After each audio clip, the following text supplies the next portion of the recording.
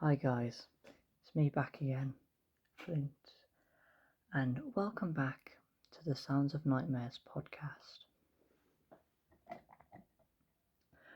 We are on Chapter 1, Part 6, The Workers in the Walls,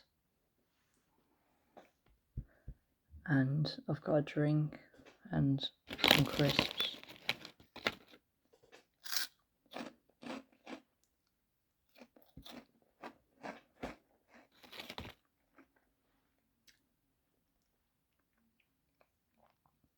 Very nice.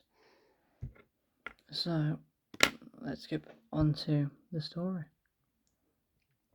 And remember to lie down, relax, and immerse yourself in the story. Then I woke up. That's awful, Noon. I'm sorry. The woman in particular sounds disturbing.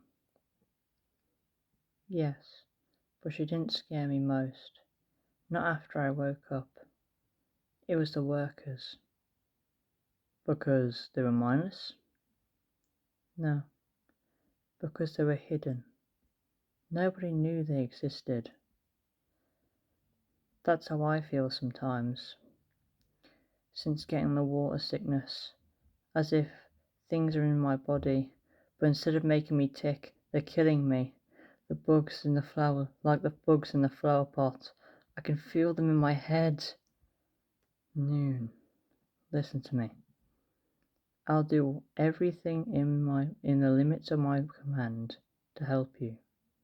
But there's nothing bad inside you. Nothing. Alright.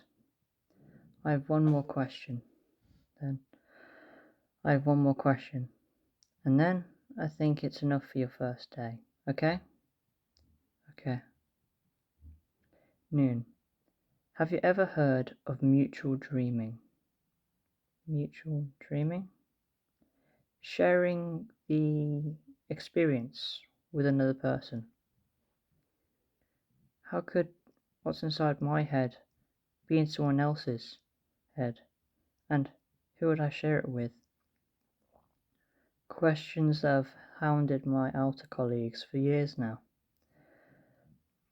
Your perception of temperature and smell while dreaming is sometimes thought to be an indicator of this transpersonal phenomenon.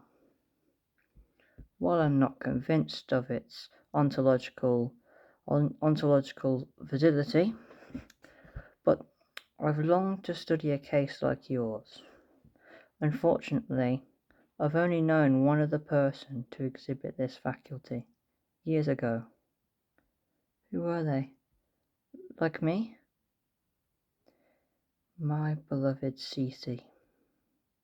And not quite. In any case, my ambitions fell off. I lost sight of many things. But you've stimulated a part of me nearly forgotten.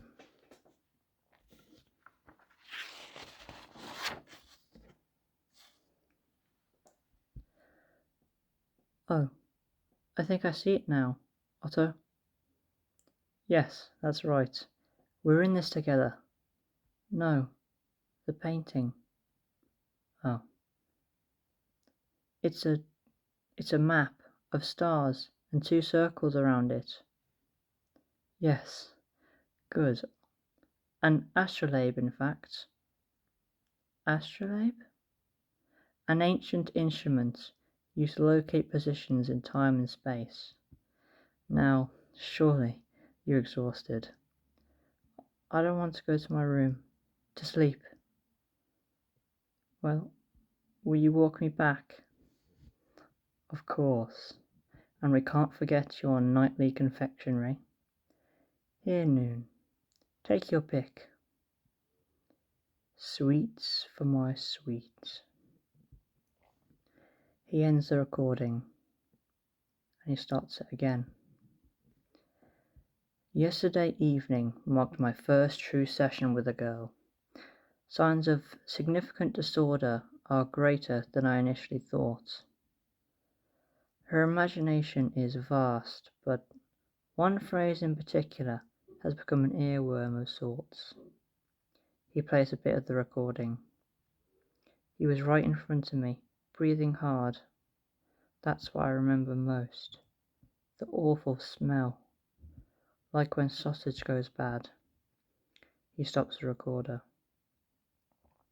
Scent while dreaming is a rarity and indication of sensory transcendence. She may be a fine candidate for a neurological study, but her health must come first. There are undoubtedly other details I missed in her recount. From the top then, sleep be damned tonight. That is the end of Chapter 1, Part 6, and some of you may be happy about this. That is the end of Chapter 1. So that means next time we'll be moving on to Chapter 2, Part 1. I hope you're all excited and you got relaxed and you got your crisps like me. And remember, good night and good luck.